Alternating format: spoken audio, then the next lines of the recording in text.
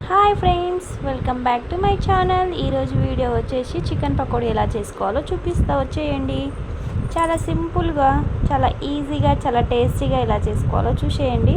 ఇక్కడైతే చికెన్ ముక్కలు చిన్న చిన్నగా కట్ చేసుకుంటున్నాం, ఎందుకంటే తొందరగా ఉడకాలి కాబట్టి ఫ్రై అవ్వనీకి చిన్న చిన్నగా కట్ చేసుకోవాలి.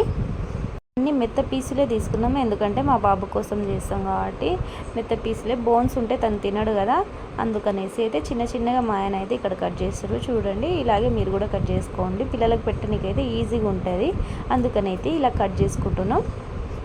కట్ చేసుకున్నాక కొద్దిగా ఉప్పు వేసి నీట్గా వాష్ అయితే చేసుకోవాలి.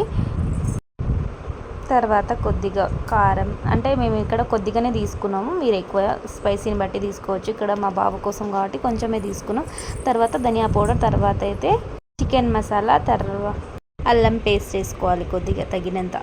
తర్వాత కార్న్ఫ్లోర్ వేసుకోవాలి, ఎందుకంటే క్రిస్పీగా రావాలంటే కార్న్ఫ్లోర్ వేసుకోవాలి. కొద్దిగా మైదా వేసుకోవాలి, టేస్ట్ అయితే చాలా బాగుంటుంది, క్రిస్పీ టేస్టీగా బాగుంటుంది.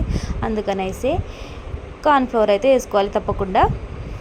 తర్వాత కొద్దిగా కస్తూరి మేతి వేసుకున్నాం. తర్వాత ఒక ఎగ్ అయితే వేసుకోవాలి. ఇలా ఒకసారి ట్రై చేయండి, టేస్ట్ అయితే చాలా బాగుంటుంది. ఇక్కడ మా హస్బెండ్ అయితే కలిపి ఇచ్చిర్రు, తర్వాత నేను వేసుకుందాం అన్నట్టు కలిపి పెడితే నేను ఫ్రై అయితే చేసేద్దాం అన్నట్టు మా హస్బెండ్ అయితే మిక్స్ చేసి ఇవ్వమన్నా. ఇక్కడైతే ఆయిల్ వేసుకుంటున్నా. ఫస్ట్ చికెన్ కొద్దిగానే ఉంది కాబట్టి కొద్దిగా ఆయిల్ వేసుకున్నాం. తర్వాత అయితే నేను వేసుకుందాం అనుకున్నా, అప్పట్లోగానే బేబీ చాలా సతాయించింది, ఏడుస్తుంది కాబట్టి ఇక్కడ మా హస్బెండే మొత్తం కంప్లీట్ చేసేసిండు. చికెన్ అయితే వేసుకోవాలి, మంచిగా నీట్గా వేసుకోవాలి, చూసుకొని వేసుకోవాలి, ఎందుకంటే ఆయిల్ పైన పడ్డదనుకో చేయి కాలుతుంది కాబట్టి మెల్లగా వేసుకోవాలి. ఇక్కడ చూసినవి మా హస్బెండ్ అయితే చాలా మెల్లగా ఇస్తాడు. ఇంకా స్నాక్స్గా కానీ ఇంకా లైట్గా అప్పుడప్పుడు చేసుకుంటే టేస్ట్ అయితే బాగుంటుంది. ఎప్పుడు కర్రీనే కాకుండా ఇలా చేసుకొని పక్కకైతే పప్పు చారైనా లేదంటే టమాటా చారైనా చేసుకొని ఇలా ఫ్రై చేసుకొని తింటే చాలా టేస్ట్ ఉంటుంది. ఒకసారి మీరు కూడా ట్రై చేయండి. మీ పిల్లలకు కూడా అప్పుడప్పుడు ఇలా చేసి పెట్టండి, చాలా ఇష్టంగా హాయిగా తినేస్తారు. ఇక్కడైతే ఫ్రై అవుతున్నాయి, మంచిగా బ్రౌన్ కలర్ వచ్చే వరకు అయితే డీప్ ఫ్రై చేసుకోవాలి, అప్పుడే టేస్ట్ అనేది బాగుంటుంది అనమాట. ఇది ఇంకా కార్న్ఫ్లోర్ వేసినందుకు ఏమో ఈసారి అయితే టేస్ట్ బాగా వచ్చింది, అసలు క్రిస్పీగా ఉండే. మీరు అలానే చేయండి.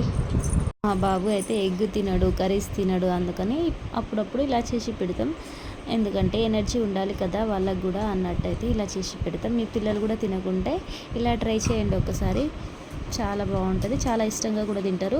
అప్పుడప్పుడు తన కోసం నేను కిచిడి కానీ ఇలా ఏమన్నా వండనప్పుడు నేను జస్ట్ ఫ్రైతో అన్నం కలిపేసి అయితే తినిపించేస్తాను, తను కూడా హాయిగా తినేస్తాడు. ఇక కొద్దిగా మిగిలిన ఉండే మళ్ళీ సెకండ్ టైం ప్రాసెస్లో మళ్ళీ సెకండ్ టైం కూడా వేసుకున్నాం. అదే కాకుండా ఈరోజు చికెన్ పకోడీ వేసుకుంటున్నాం మేము. ఈరోజు వర్షం పడుతుంది, ఇక వెదర్కి తగ్గట్టు మంచిగా అనిపించింది ఈరోజు అయితే.